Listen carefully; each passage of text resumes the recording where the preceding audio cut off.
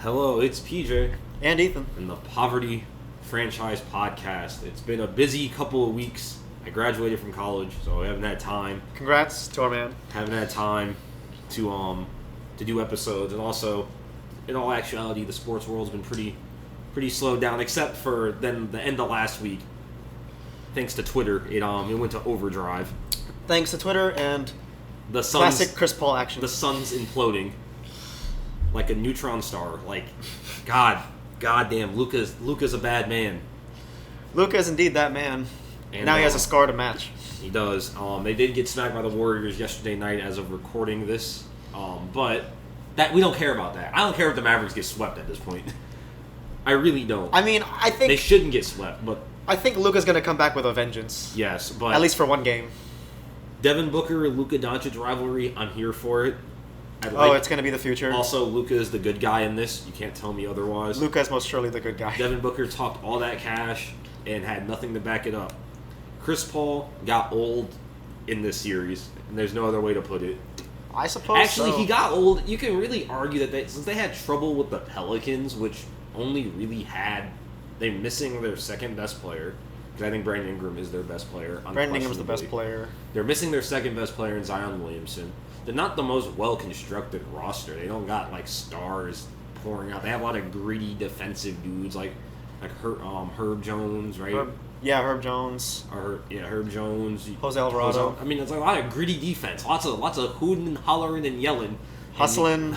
But and then you got a grinder that's a big man like Valanciunas down there. But like you look at the Suns' talent, that should have been a sweep. Maybe a gentleman's sweep at worst. The fact that I went 6 games, and like these were like tough games. Like the Suns were fighting for their lives in these games. They really were. Jose Alvarado had Chris Paul on a tightrope. For no reason. He was he fucked with point guard. That's how we should have known the man was kind of washed. But that's true. But is Chris Paul washed? Is the question of the day? Is he gonna have to move to what stars like Tony Parker, Ginobili, and Tim Duncan did on the Spurs, where they moved to more bench roles, where they played less minutes so they can compensate for their age? Where they had more specialized roles with one task instead of carrying the role of a superstar. Where now it's time for Bridges and Devin Booker to step up, like how Kawhi Leonard stepped up and took over the Spurs, and it's time for those two specifically. I think, and is another important part is, do they pay DeAndre Ayton? Well, first off, I think that Chris Paul cannot be the first or second option anymore. And also, I think there's a problem with now the Suns are now stuck in what I call a roster construction that will never lead to winning an NBA title, whereas you have 2 defensive liabilities at point guard and shooting guard, which they do now. Chris Paul is 6 foot, 37-year-old. He can still move the ball around. He's still one of the smartest players, if not the smartest player in the league. But he's a 6 foot, 37-year-old going against unathletic LeBron James. Right. And then athletic man in Jalen Brunson. We saw that. Yeah. So he is definitely. Devin Booker's defense got better. No, it didn't. Okay, maybe got better from his rookie year. Yeah, that's easy. Because he didn't do anything his rookie year. Man can't play defense. Bridges, neck, back, and shoulders, trying to hold that team together. He really was. Aiden has the Rudy Gobert problem of when he steps outside the paint, he's kind of worthless. Not after watching that series, the Bulls should go get Mitchell Robinson, bro.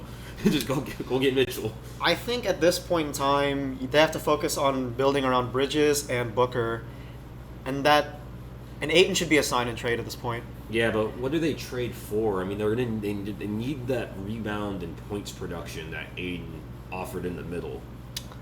I mean, because you're losing like honestly, 16 and 10 a night, roughly. I don't know the exact stats on the top of my head, but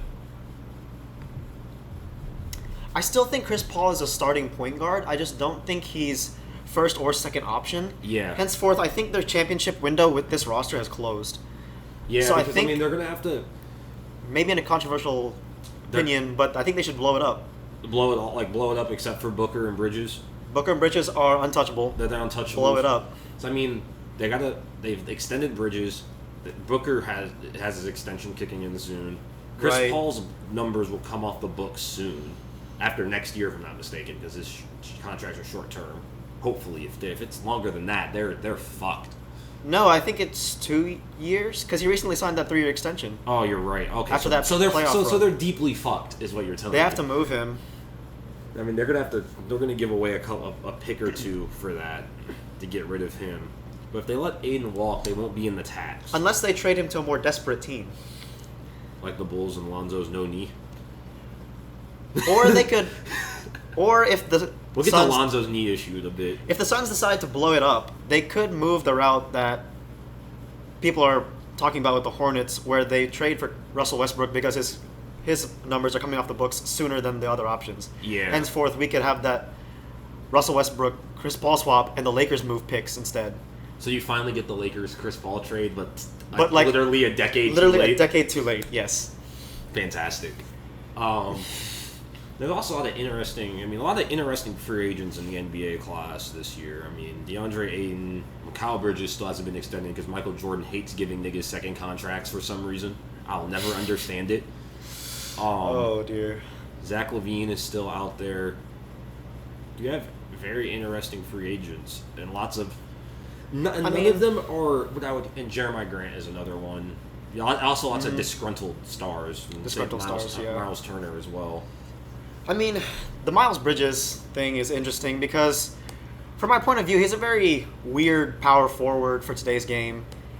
His shooting it's good, but it's not very consistent. And he is, 6'8"?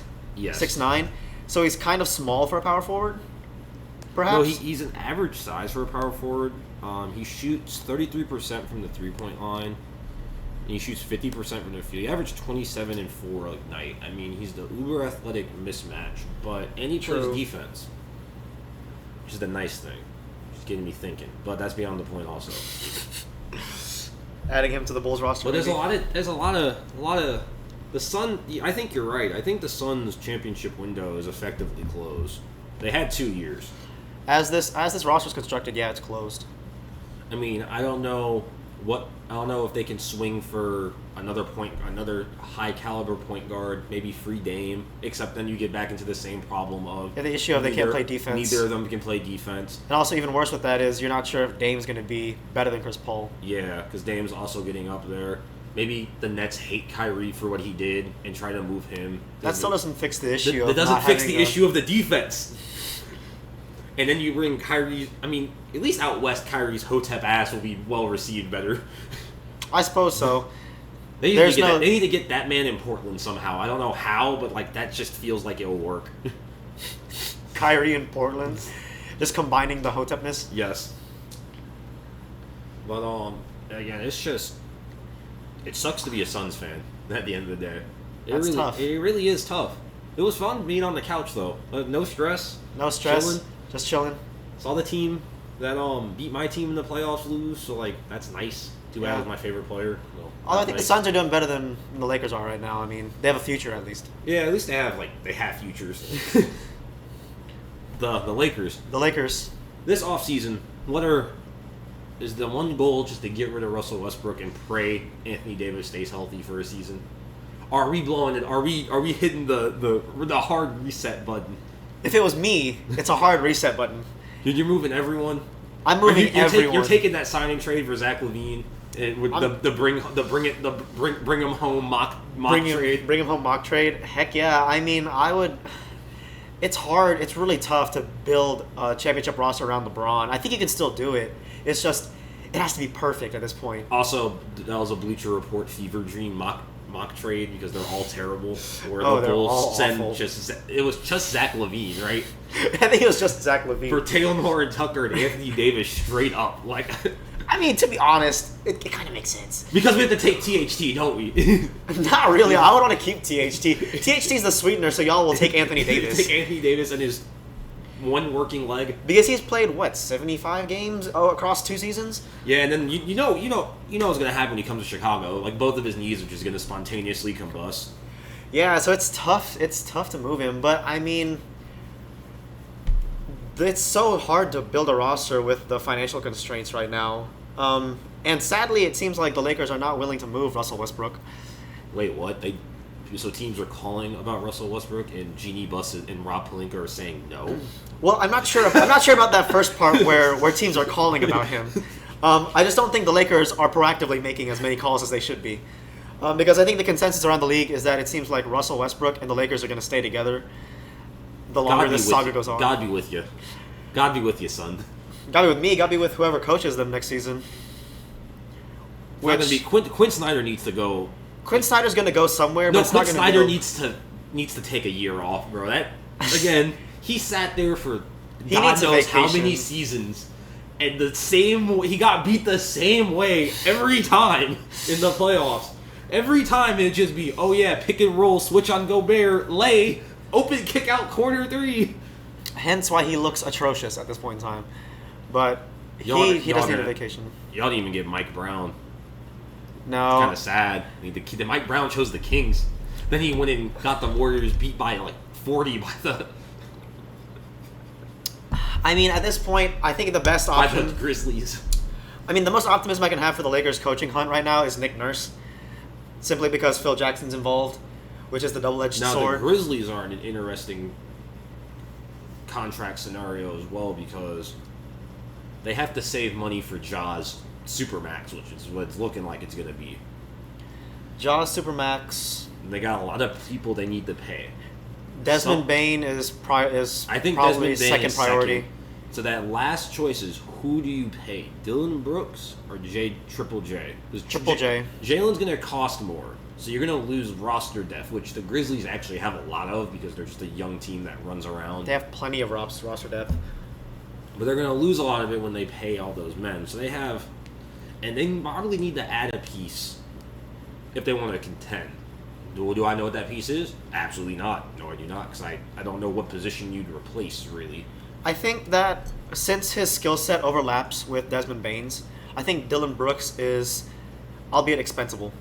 Yeah, expendable. Expendable, not expensive. Expensable. Not me making up new words. Y'all didn't hear that. And then prayers up. Lonzo Ball's knee not looking good. I don't know what Chicago point guards had to do. What we did to God to smite their knees. But damn, one of the most fun teams I've actually watched from the Bulls. Just damn, if this is a 1 year thing, I'd be really sad. Because the problem is Vooch and DeRozan are on the wrong side of 33. Right. Levine, I'm still debating in my head is he actually worth the max? I keep coming to the answer of not really. But like there ain't shit better out there. I mean, hypothetically, you could move him for Bradley Beal. Hypothetically, if y'all move like 3 future first-round picks or something like that, and like probably Io, and Kobe White, because we can get rid of Kobe White. like a double sign and trade of Kobe White and Zach LaVine. No, Kobe White has 1 more year of control, so he's a free agent next year. Okay.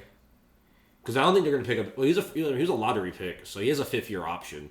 He was drafted in 2019, but I don't think they're going to pick up his. It seems like they're not going to pick it up. I don't think any team would. He's too streaky. He's Lou Will at home. But if you're going to move him for Bradley Beal, I'll take it. If he ends up saying, I hate it here, move me or else I won't play, and the Wizards are like, oh crap, this is awful, we should get whatever we can. Yes. I think for them picking up a star in their physical prime, Zach LaVine. Yes. And then a younger player with a little bit of potential, Kobe White, couldn't be the worst package that anyone could offer. Especially because all their futures are kind of tail spinning. Granted, let's not talk about how the Warriors can offer a better package than literally anyone but the Thunder. Because the Thunder could be like, yes, all of the picks, and then the Warriors like, shit, who do you want? The Thunder can give them like 20 years of picks, whereas the Warriors can give them like 4 years of young players. I don't know, like it's just a slugfest of like what you want. Onto the mock draft. Speaking of 20,000 picks for like 6th and 7th graders that the Thunder has. Yes. The Magic won the lottery. This mock draft has them getting Jabari Smith. Jabari Smith, that's interesting. I mean the Magic are gonna have to move some big men. So some big men are leaving. I'd like Mo Bamba off the bench for Chicago. Don't get me wrong, but I mean they're gonna move on for some people. Mo Bamba's a fantastic backup big. Mo Bamba did not pan out It's also really weird they have Mo Bamba and Wendell Carter on the same roster and they're like picked right back to back from each other, which is that's beyond the point. I don't think it's really Mo Bamba's fault. It's not. It's just was because really he didn't get poor played. coaching. He didn't get any PT because he was behind Vucevic. He was stuck behind Vuce when they were doing nothing really. Right. So it's not his fault. I mean, it's tough. And also, I forgot. Holy shit, Jonathan Isaac still exists. Hopefully, his knees get better. Yes, because holy hell, because he should be a defensive player of the year candidate anytime soon. Yeah. Every time he's played like amazing defense. Like every time he's played, he's like he's a lot good Allen King. He's done center things and like premier shooting guard things in terms of steals and blocks and plus minus. Offense, we don't talk about that. But do they go Jabari Smith? Do they go Chet? That's interesting. I mean, I feel like they'd have to move. I feel like they should go Chet. The Magic, they're not going anywhere anytime soon. You take the potential. And I think in terms of balance, it's a little bit better to take Chet. Yeah, because you can... Because they have Franz. Yeah. You have Franz at the 3. You're still Franz at the 3. Cole and Brunson, you're getting runs at the 1 and 2. Right. Even though I think Brunson doesn't get significantly better. Oh, shit, they're in for... They can hit the broadside of a barn. Cole Anthony looks like, at the worst, he'll be a spark plug player in the league. I think he's definitely... Cole Anthony will be around a long time, and he could stick around the Magic as the starting point guard, as just the facilitator. Yeah, I definitely think he's a good microwave scorer. He can move the ball. I think he's definitely a starting caliber point guard. I'm not sure if he's a starting caliber point guard on a championship team yet. No. Because his defense is highly lacking, and then in terms of moving the ball, but Chet, IQ is a little bit Chet allows lacking. You to keep more traditional bigs on the floor while you have Chet on the floor. Exactly. Offensively. Defensively, I do not want to be the coach that figured that out. It should be easy, they're all just long-limbed. He's tall. He's slightly agile. He just needs to get in an NBA weight room so he does not get immediately bodied. Not the Gonzaga weight room? Not the Gonzaga weight room. As good as the Gonzaga weight room is, I'm sure, for college basketball. He needs some NBA. He is incredibly skinny. He just needs reps. The Summer League this year is going to be very interesting. It's going to be highly important, for sure. And then the Thunder have the number 2 pick. They just pick whoever's left of those two, right? Or do they go Paulo? That's an interesting situation because it's so open. They even have less. I mean, they have no one in the middle. It's so open. I mean, the only 2 players on the Thunder I'd keep are 3. I mean, you have 1, 2, and 3 pretty well set for the future. You have Shea, Dort. Dort as a 5th option, by the way. Like Dort should be the worst player in your starting 5. But he's an incredible defender. Yeah. You know, and then he's developing into a good 3-and-D wing. Josh Giddey. Hopefully he gets better. I mean, he had an okay rookie season. I don't mind Josh Giddey at all. I think it's a great rookie season. Yeah, for what the draft analysts were saying after they picked him, saying he was bad at every aspect of basketball. His weakness is basketball. But I mean, I'd take Jabari Smith. You don't need another ball dominant person on the roster like Paulo. Right. When you have Giddey and Shea. I mean, depending on how you coach it, you could really slide either one of them into that scheme. Because it'd be nice to have a second option scoring, because Josh Giddey's not the second option scoring. Yeah, because Shea is really just out there trying his best. Shea is the first option scoring, and Josh Giddey's the facilitator. And hell, maybe they'll even keep whoever's left out of the 2, unless it's checked. I think they'll keep him long term. Right, so it's whatever scheme they want to run, because... But then they can flip them for established players if they ever feel the need to. Of course, then they can fill in the gaps, because they have those assets. So there's a polished scorer. And unlimited cap room. Unlimited cap space. So they can either pick up a polished scorer to slide into that number 2 option on the offense, or they can get an athletic big who has a lot of potential and can help them on the fast break, improve their defense a little bit. It could go either way. And then the Rockets, they have Paulo following the number 3 here. I think the Rockets definitely want Paulo. Yeah, they need him because they only really have. I don't think anyone screams star player at me of their rookies. Yeah, I think Paulo. I like Jalen Green. I like Seguin. I like them. Jalen Green, streaky as hell. Very streaky, and he's very athletic, but he struggles in the half court. So adding Paolo would help immensely. Gives him a polished scorer, can feed him in an ISO situation. It'd be perfect for them. And he can play alongside the bigs that they already have, Sengun and Christian Wood. I forget Christian Wood's the oldest, like the damn near the old. Eric Gordon really the oldest. Eric Gordon is the oldest. Eric Gordon really still playing basketball, and he's not even playing bad. He's just on the Rockets. He's just on the Rockets, so you don't hear about him. But the Rockets have the significant problem of probably the biggest anchor contract in the history of NBA basketball, and his name is John Wall. Although for their situation at the moment, it's not really the worst thing. Yeah, because they don't need the cap space right now. That's true. They need to figure out what these young players are like first. The Kings got number 4. They haven't taken Jaden Ivey. They don't need a guard. But see, that's a really good mock draft because the Kings always draft guards for no reason. Because after the era, they always draft in the position they already have their star player in. When they had DeMarcus Cousins, they did nothing but draft centers. Now that they have De'Aaron Fox locked up on a contract extension, they're going to do nothing but draft point guards. I mean, frankly, they should have moved De'Aaron Fox instead of Tyrese Halliburton, but that's besides the point. They really should have. Ideally, they should have just kept both of them, but we're not going to talk about that. They should have just moved Davion Mitchell. I don't fucking care. They shouldn't have moved Davion Mitchell. They should have moved Ilwan. Other than Marvin Bagley, that is the only. I don't even know if Marvin Bagley is bad at basketball. He just hates basketball. Right. He has the Ben Simmons problem, I think. If it's bad to be a Suns fan, I don't even know what level of purgatory being a Kings fan is. I think it's like, oh, we have no past. I think we have a future, but maybe not really, and our present is fucked. So, I don't know what. It's just De'Aaron Fox putting up buckets. Damn, it's been 20 years since 2002, guys. Damn. I know y'all got hoed against the Lakers. That's tough. That's really tough. Every team's been hoed against the Lakers at least once in their history. Most of them have come back. Some haven't. I think it's you and the Suns, to be honest with you. And that's it. Y'all are falling into the haven't category.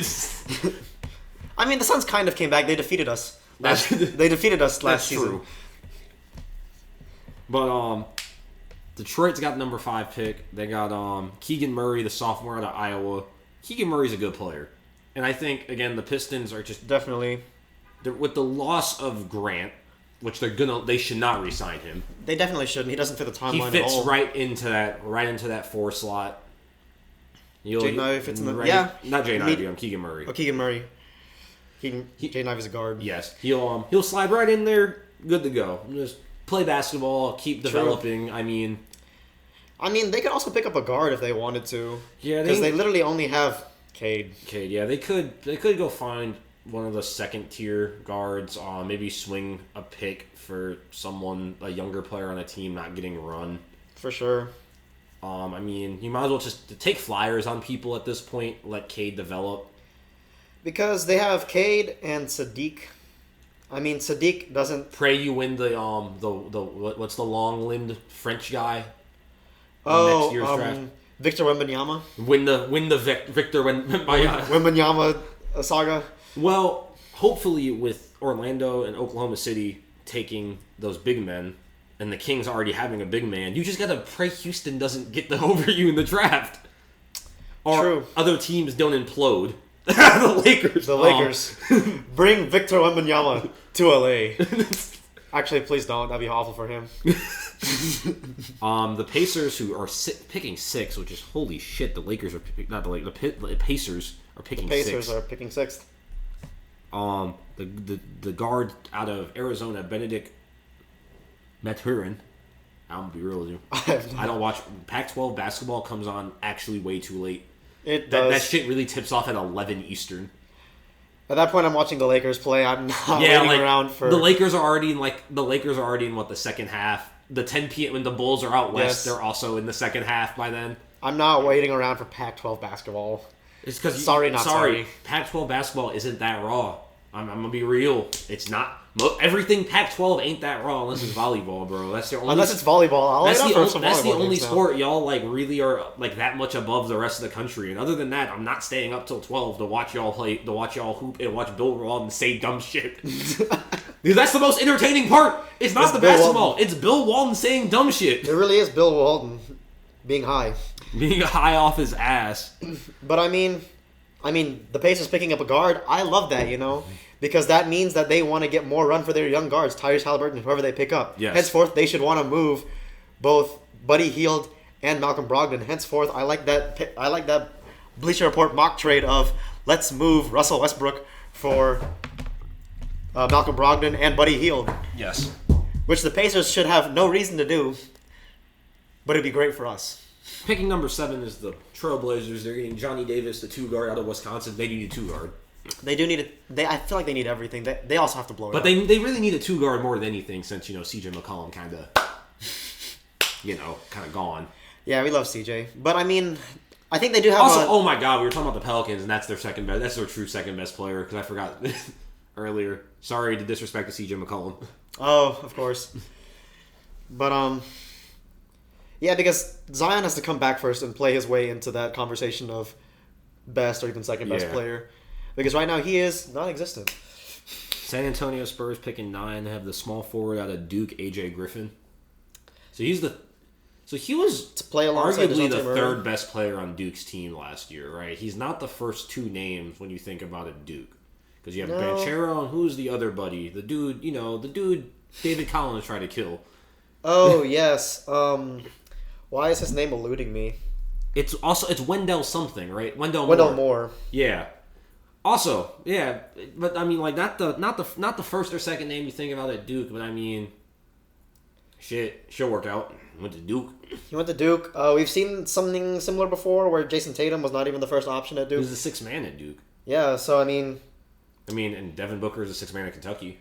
right, and Patrick Williams was The 6th man at Florida State. So I mean, we've seen stranger things. Yes, we have. Ty Washington, the point guard out of Kentucky, real electric going to Washington, number 10 pick. Real electric player. They need a point guard. They need everything, but like point guard is probably. If I'm looking at the team, you're giving Denny and Rui one more. You're giving Denny 2 more years. You're giving Rui. This is Rui's last ride is next year. That's his last chance to show anything. Rui's contract. You have Beal at the 2. At the 5, you have 2 men who do the exact same job, but one is slightly more athletic than the other. Yep. And so point guard is the only position. I mean, you're starting Tomas Satoransky again. They have some kind of pieces at 2 through 4. Yeah. So I suppose getting a guard is probably the best option, especially if Bradley Beal does decide to move. They do need a primary ball handler. I kind of like Jalen Duren a little bit more, getting a big man, getting a true number 5 for Washington. For Washington? Mainly because in terms of finding a starting point guard this year, there hasn't been any point guard that has really grabbed my attention this year in college basketball throughout the whole process. Again, there's a lot of college basketball. I get it, but there just hasn't been a point guard that did the same thing that Cade did. Yeah, and I mean, it's tough because the Wizards, I feel, do need like almost everything. Yeah, unless Denny. To be highly fair, most improves. teams in the lottery damn near need everything. True. Unless you're the Kings, so the only thing you don't need is a point guard. They're gonna pick a fucking point guard probably, and it's gonna be hilarious. It will be extremely comical. The Knicks, the New York Knickerbockers, picking number 11, the 2 guard out of Kansas, Ochai Abaji? Yeah. Abaji, yeah. Good player. I wouldn't go shooting guard, personally, if I were the Knicks, but... That overlaps too far with... That perfectly overlaps with RJ Barrett. I don't know what they're going to do. Yeah. If the Knicks need anything, they're probably not going to pay... I think they're going to let Mitchell Robinson walk. They probably shouldn't. They probably shouldn't. They should re-sign him. I know. Yeah, if anything, they should move Julius Randle. Yes, if they can move Julius Randle, but that means they still need a 4. Because Obi Toppin is a bench player. You can't tell me otherwise. Yeah. To be fair, he was also like a late lottery pick, or like, wasn't he like, right? Was he a lottery pick? 8? 8? That's a little too early, never mind. To not be a starter. Could be... He's not a bust, but mistaken. He also isn't, but he's one-dimensional.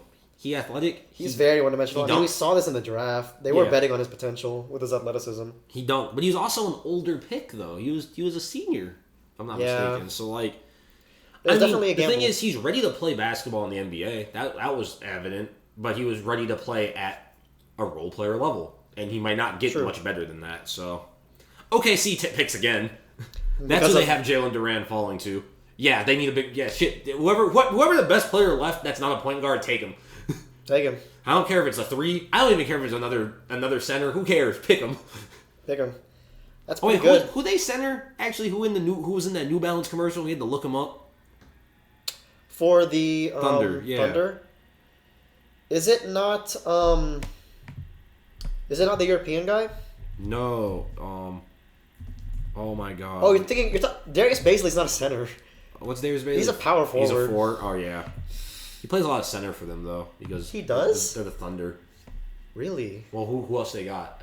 Don't they got like Mike Muscala? They have that tall European dude. Oh, that tall European dude. Not Polkalevsky. Yeah, Pokusevsky. He's a 3. Pokusevsky's a 3? I thought he was a 3. I thought he was. I don't think anyone watched that much Thunder basketball. You can't get on us for that. Oh my gosh. No, he's a 7-foot power forward. No, he's 2 inches taller than Bazley. Okay, I knew he was 7 foot tall. Who are they centers? Yeah, Derek Favors and Mike Muscala are they centers? Oh my gosh. The 2 old men. Okay. I mean, I really think that the Thunder could accelerate their timeline if they pick up Miles Turner.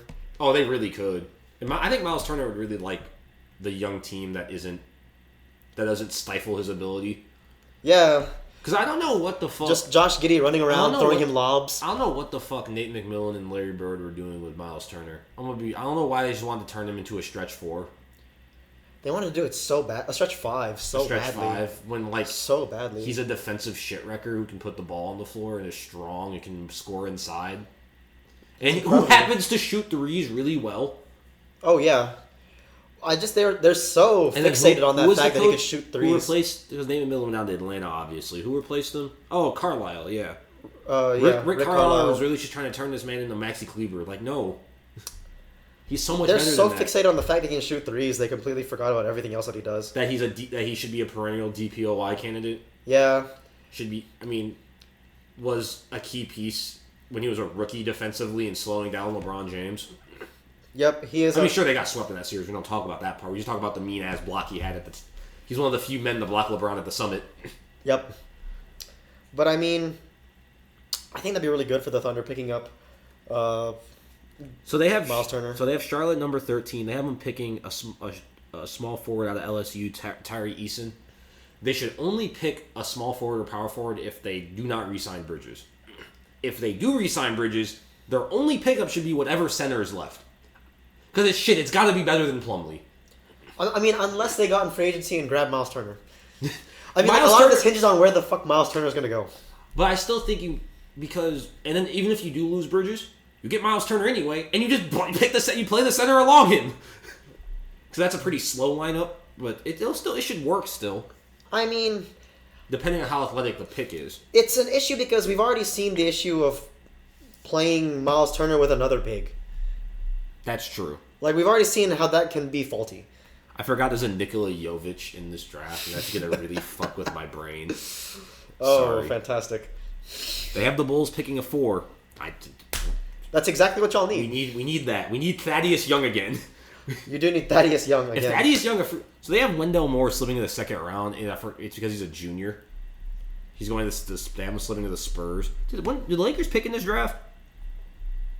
No. No, y'all don't. Wait, why do the Warriors have 3 draft picks? Why do they have 2 second rounders in the first?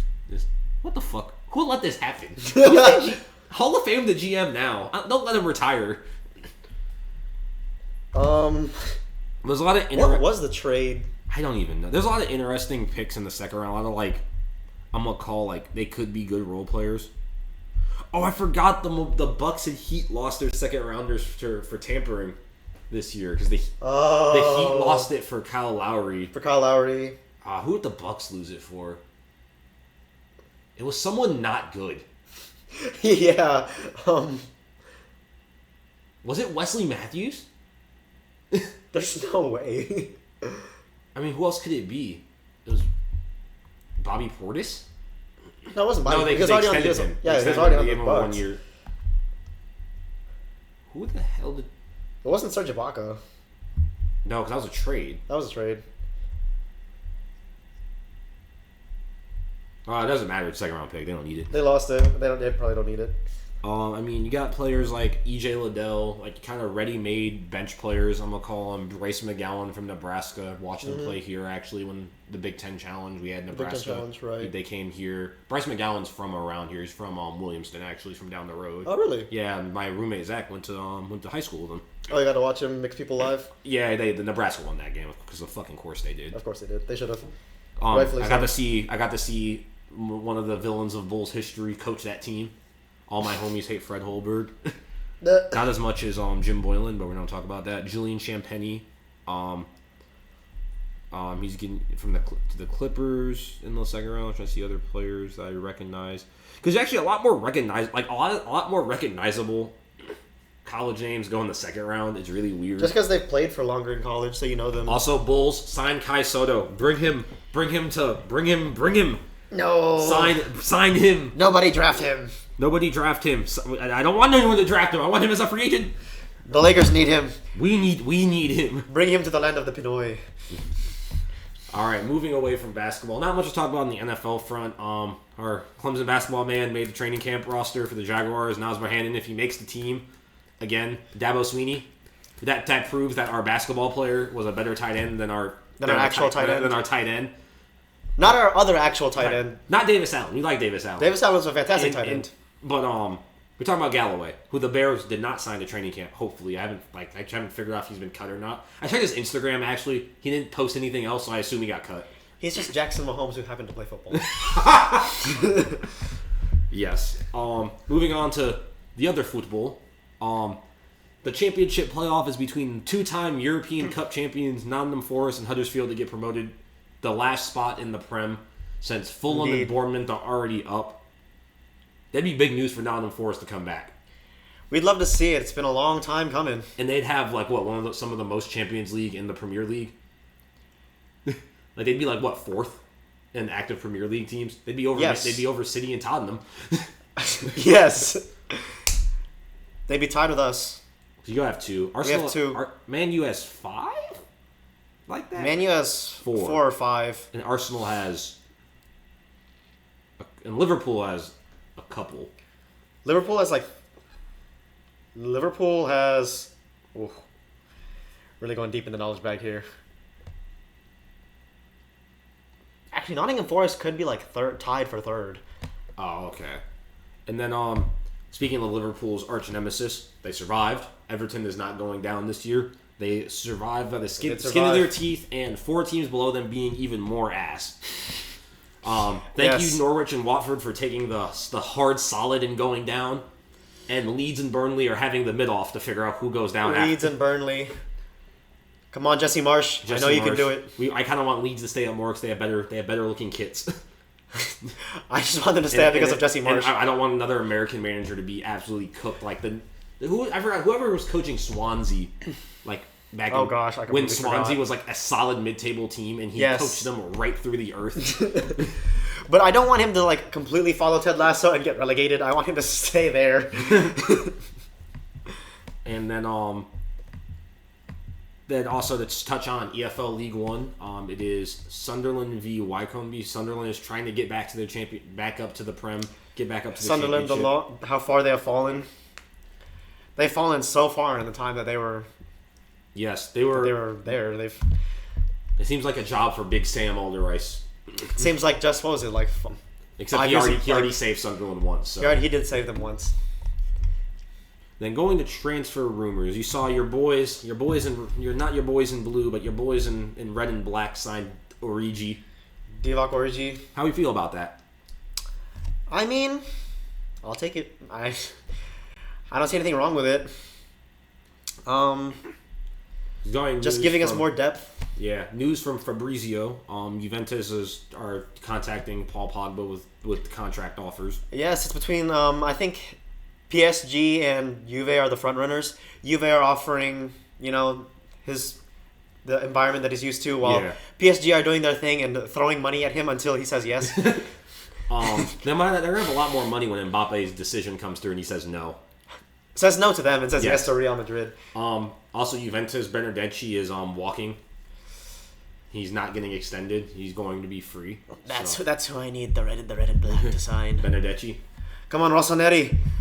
Keep the Italians at home. And then Lewandowski has started talks with Xavi. That's tough. That's bad. I mean, what I mean by that's bad. That's bad for Europe. That's bad for if you're a fan of any other team. That's bad for Barcelona, to be honest, for me. Why do you say that? Because their financial struggles are so bad where they're saying, we should sell Frankie de Jong. And Dest, because Man U started... And Serginho Dest. Because Man U's open tax, because since they're going to let Vali and Wan-Bissaka walk. So Wan-Bissaka is going back to Crystal Palace, right? Was he on Crystal Palace ever? Or am I getting... He was on Crystal Palace, yes. That's the rumor of the day. He's going to go back. By the way, Crystal Palace are like my favorite little brothers. Yes. Eric Bailly can start for most mid-table teams and most top It's weird that they leagues. held on to him for so long. Yeah. It's like they could have sold him many years ago. I'd start him and Varane over Maguire, damn. Oh, yes. I'd start everyone but in Maguire, bro, at center back. They should be starting Lindelof. I think they actually did recently. But yeah, the Lindelof. I mean, when Varane is healthy, I mean, Maguire's gonna. I mean, he's gonna be $80 million glued to the fucking bench. And you can't move him for anything more than. I don't think any team's gonna pay more than $15 million for him. I wouldn't. No, a team would definitely pay 30, but I wouldn't. 30? I wouldn't. I only pay 15. But it'd be like a rich mid-table team. So like West Ham. West Ham? That's a West Ham ass signing. That's an Aston Villa ass signing. No. They have Steven Gerrard now. That's a Southampton ass signing. That is a Southampton ass signing. But I mean, that's a Nice ass signing. That is a Nice ass signing. I don't think any English players go to France. It's just the fact that Frankie. That's a Roma signing. That's a Roma. No. I don't think Jose Mourinho wants him. Oh, that's true. Because Jose Mourinho has brain cells. Yes, he's crazy, but he has brain cells. Because he really has Chris.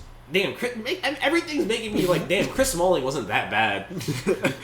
Niggas were slandering that man like he was Chris Paul yesterday or shit. But like Chris Smalling was just out of his depth. Chris Smalling was decent, yeah. Yeah, he's just not like he's not a Champions League winning starting center back. Don't get me wrong, but he good, he alright. But he's decent. But I do really hope that Barcelona retains Frankie de Jong, since he's one of the most Barcelona players I've ever seen.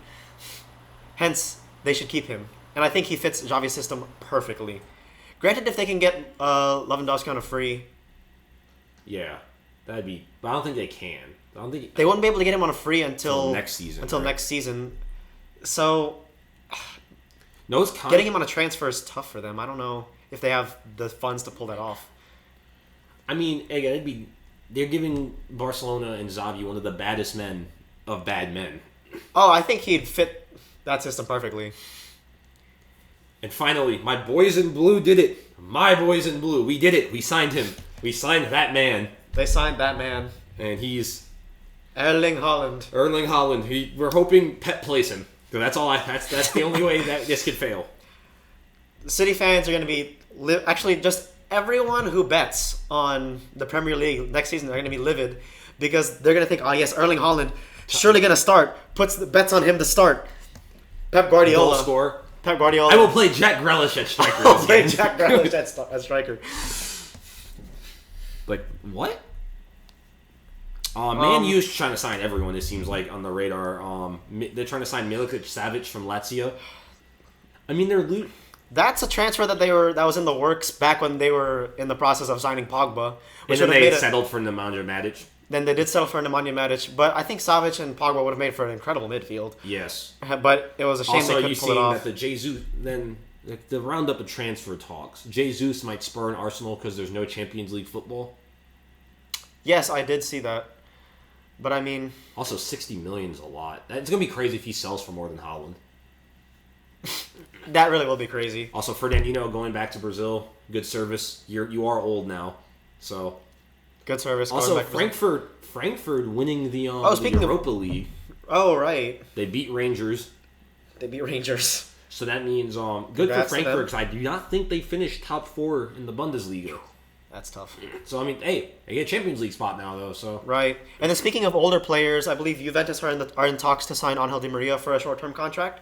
Just a 1 year? Yeah, because he wants at least one more season in Europe before he returns to Argentina. Oh, because he's going to go back to, like, Boca or River Plate. One of the two. Or whatever his hometown club is. I don't know any other Argentinian clubs. I'm not sure where he's from. I just assume they all go back to one of those two. That's a very fair assumption. Let's see. Where is what was Angel Di Maria's home? And then Chiellini coming on the retirement tour. Yes, officially. LAFC have given him an offer. They've officially given him an offer. They're like, waiting on his camp. There's another mystery MLS team trying to offer him that no one knows about. It'd be cool. It'd be cool for Americans. Oh, and there's an update on Lewandowski. He has had 2 direct contacts with Xavi. There's a plan that is clear. His contract will be until June of 2025. It is now up to Barcelona and Bayern to talk. Oh, so now personal terms are agreed. Personal terms are agreed, so they have to discuss the transfer fee. Yes. So this is really up to also Fabrizio has just put out the good news that Tuchel wants to do the most obvious decision in decisions and extend N'Golo Kante past 2023. Wow, yes. Who would have thought? Who would have thought? Thomas Tuchel is not retarded. That's not a bad decision at all. So we love it. But what team is set? Oh, and the Juventus was the other team that jumped into the Jesus race. That was it. Ah, I see. Which makes sense. I mean, they're gonna have to replace Dybala's scoring output somehow. Is that the player I would choose? I'm gonna be real. If I'm only looking at the past 6 weeks, Jesus, absolutely. Am I looking at full tenure Jesus? No. I mean, with Jesus, you're kind of betting on his potential that has not been unlocked, we assume. And maybe it's just Pep's constant meddling, playing him out of position, signing players better than him. Playing other players not in his position, in his position. Phil Foden. But, that's an interesting development for sure. So Leicester want Lyon midfielder Hosum Aora. I can't pronounce that. I mean, the fact that Leicester is contending for European spots, and they think they are, is kind of cool. I like that. It's great that they haven't completely fallen off, Except that they're going to have to address the striker position soon, because Vardy does not must be aging at super speed right now because of what his wife's antics. Oh dear. Not the home life. Not the home life destroying his football career. Dybala not going to Tottenham, smart man. We love to see it. Free Heung-min-Son. We love to see him not going to Tottenham, but sad. I don't want him to go to Inter. Yeah, I hope he doesn't go to Inter. I think him going to Barcelona would be an incredible free transfer. Memphis Depay might come back to the Prem. Arsenal, Newcastle, and Everton want him. That'd be weird if Newcastle's first big signing is Memphis Depay. Oh gosh. I don't think he'd want to go to Newcastle. Oh yeah, because Arsenal are going to lose Lacazette and Nikita on free. Well, they should re-sign Nketiah. Yeah, because he showed out the second half of the season. Yeah, and he's incredibly young. Yeah, I don't know why they won't. Lacazette they should let walk. Lacazette needs to either go back to France, go compete for a European spot there. Yeah. To see him fitting in a Monaco or a back to Lyon. Maybe go back home. Can't go to Marseille. That's war. Can't go to Marseille. That's the only one he can't go to. Maybe that's can't go to Lille either because I don't want him to push out John. They can't push out Jonathan David. I don't know if he'd push. I feel like Jonathan David. Why would they play them together? Jonathan David could go back to playing at the cam spot. That's true. Which he previously did. Or they can just pair them too. That'd be good for them. Although we would like to see Timothy Weah get more runs, so maybe not. Yes. Pepe wants to leave Arsenal. I wonder why. Because they hate him? Yeah, because they don't like him. And Saka stole his spot. That's true. Rightly. Saka and Nketiah stole his spot. Rightly, of course. Rightly, I suppose. It was a shame. I wanted that transfer to work out. I did like him very much. Well, Barca is going to need to sell Memphis to raise funds. Yeah, I don't mind them moving Memphis. It's also because whatever team gets him is only a 1 year kind of a flyer deal. So if you get him cheap and he sucks, you don't re-sign him. Yeah. Unless the condition is you extend him with the transfer signing. I don't think he really fit into Barcelona's new scheme.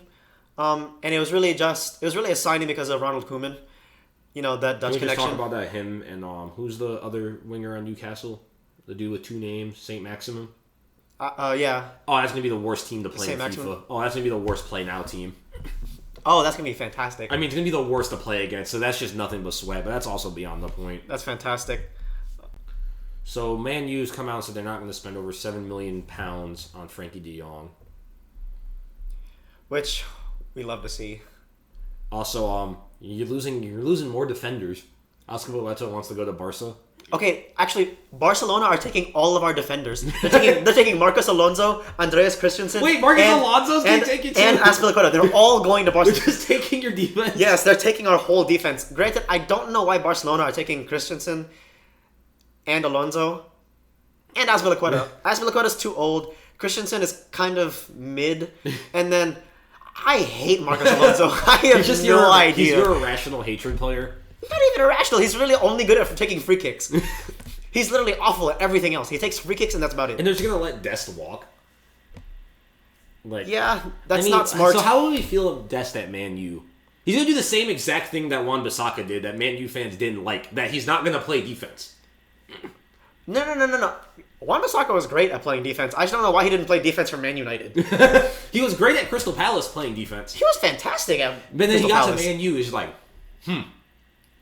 I think it's because he was like, dang, no matter how hard I try, they're just going to get through the middle. Harry Maguire is going to fucking bottle it. Actually, and it's probably because Harry Maguire was yelling at him to not play defense. And then Luke Shaw's out here just running all game for no reason. Again, Luke Shaw quietly had one of the biggest career comebacks in recent football history. Yeah, I for really no one liked to that. talk about it. I remember when he and Hector Bellerin were like the top backs. And then Luke Shaw's leg exploded. Yes, and Hector Bellerin like fell off into nowhere. He's coming back to Arsenal because Real Betis did not sign him permanently. Oh, nice. So he's coming back to Arsenal. We're gonna see a resurgence again. The comeback is real.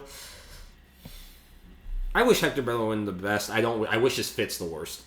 It's because he's such a London personality. Oh yay! Southampton's gonna take our young players. Yay! Wait, which ones? Liam Delap and Gavin Banzu. Are you losing Delap? Oh, Delap, that's yeah, sad. he's the Ireland international. Yeah. He should be the first man off the bench behind Holland if you're trying to develop him. He should. But considering that Jesus is gone, he should be your backup striker. We need to pay him. We have oil funding money. Just pay people. Damn. Just pay people. You're using it as a money laundering scheme. You're not even trying to make money. Fuck it. But in terms of football news, we'll do a when the transfer window opens. We should try to do a live stream. We should also do a live stream for NBA free agency.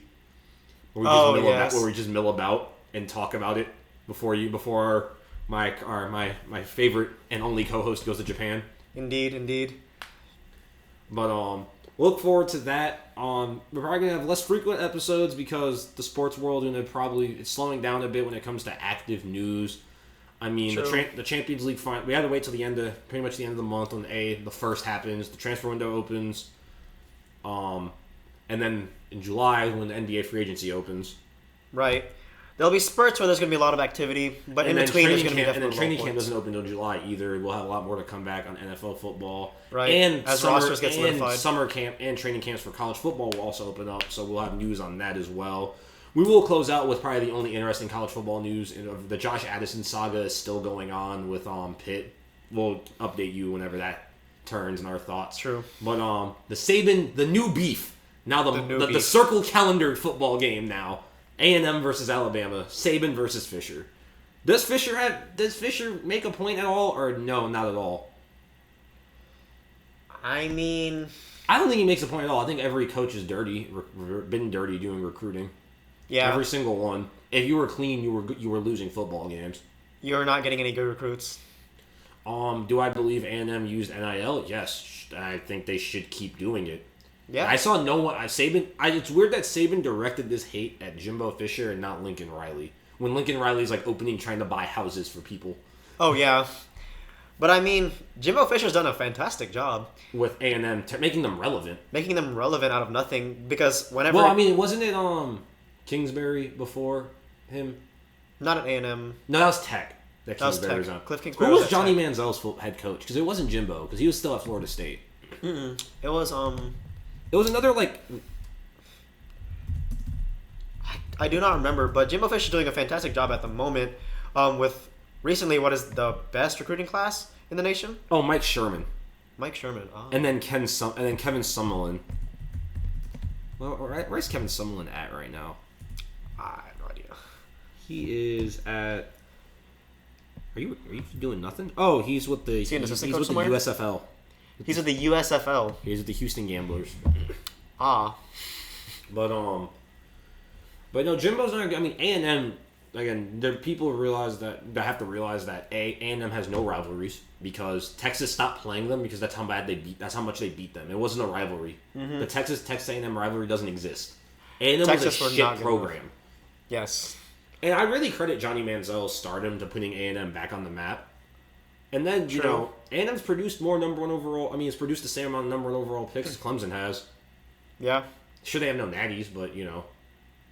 Or no natties in the modern era. No natties. Ever. Yeah, Johnny Manziel linked their historic past with Miles Garrett. Current era. Miles Garrett destroying people in the NFL. Garrett things. But it's going to be interesting to see A&M's trajectory as they solidify themselves as a CFB powerhouse. Yeah, and that game is going to be must-see television. I don't know where it's sure. If it's happening at Kyle Field, God help the Alabama people, or at Alabama Stadium. That's going to be a barn burner, hopefully. But I don't think Jimbo Fisher has a point. I think coaches should leverage NIL deals to pay their people to get them to come to their school. Most of these, I think they. That's okay. I don't understand why you wouldn't use everything at your disposal. Yeah, I mean, we've both gone to a football school, and I think people who don't go to football schools don't realize most of them do not come here to learn. That's just them, and I don't blame them either. They have bigger shit to worry about. They want to make millions of dollars. They want to make more money than me and you will ever make in our lives. This is a step in their career path. Yeah, and it's not because classes in the way.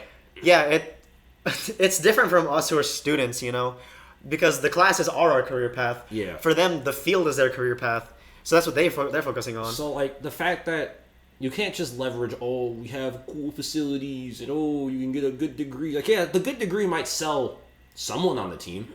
I'm not saying no people don't use it to just go get an education, because there's a lot of dudes on college football rosters. A lot, especially on these powerhouse teams. Clemson has about 120 dudes on the roster. They have to be deep. Yeah. And those 120 dudes, probably only 50 will ever get an invite. Right. So those facilities, the good degree, that's great for the depth. Yeah. It brings in quality guys to help strengthen that practice squad. Yeah, and dudes that you can throw out there when you're blowing out South Carolina State so they can get reps. Yes. Or when you're blowing out I don't know, fucking Duke. Duke. Nah. But at least it's not good years. It's not gonna bring you Trevor Lawrence. No. You're not gonna say, yeah, bro, or we have a nice business center isn't gonna get Trevor Lawrence to come to your school. Exactly. And it never will again. It might have got him to their school in the 70s. But now you gotta be like, yo, we can provide you with advertisement opportunities, so you can get you paid, you can get your family, and also you have dudes coming out of absolutely dire circumstances in college sports. Niggas are coming out of the trenches, the real trenches. They need money today. They need money not for themselves, but for their families. They need to get their families out. They need now. Right. They can't worry about school and football until their families are safe and have roof and food on the table. Exactly. The other shit ain't gonna work anymore. So Nick Saban, it feels like Nick Saban being a boomer and yelling at the clouds. Or not, Jimbo Fisher Nick Saban yelling at the clouds. Nick Saban yelling at the clouds. I mean, it's also the fact that we know Jimbo Fisher is paying players at FSU too, so it doesn't really fucking matter. We knew this. He's been doing this. And Nick Saban's been doing it too. Oh yeah, for sure. It's now they can do it more openly. So why shouldn't you? It's also why, I'm a Clemson football. I'm not gonna die on the hill that Dabo's wrong. That college football players shouldn't get paid. He's just wrong, unequivocally wrong. It's his opinion, and he's also not stifling his ability of players to get paid. But college football, I mean, in terms of sports, I definitely think that college football players should get paid. I think it's good for all the athletes. All the athletes can now, even the ones on lesser known sports or lesser watched sports, I should say, can start camps. They can do little things. They can do Instagram promos. They can make a couple $100 now and then off their name when they could make nothing. They can make a couple $1,000. Getting sponsorships from smaller companies are doing Instagram promos and stuff. Exactly. Like, it helps everyone involved, and it should never go back to the way it was. There is going to have to be some way to rein it in, because you can't have niggas buying niggas' houses. Yeah, granted, like, the only bad thing that I can see about athletes getting paid in such a way is an issue that's already prevalent is the fact that college in America is incredibly expensive. Yeah. Which is because of the prevalence of college sports and how much money it makes and how much money it needs, which is why you don't see these kind of college tuition prices anywhere else in the world. That's a much deep-seated issue that my poli-sci bag does not allow for this podcast. Exactly. That's going way too deep in a completely different direction than what we need to talk about here. But I think in terms of sports, I think NIL deals are fantastic. Yeah. And I think you should definitely leverage them. You have to lean it in for your mid to low-level schools, because it's going to be... I mean... It's up to the NCAA to regulate such things. Which they're going to do a bad job at, because of the NCAA. Yeah. But... I want them to try, at least. Yeah.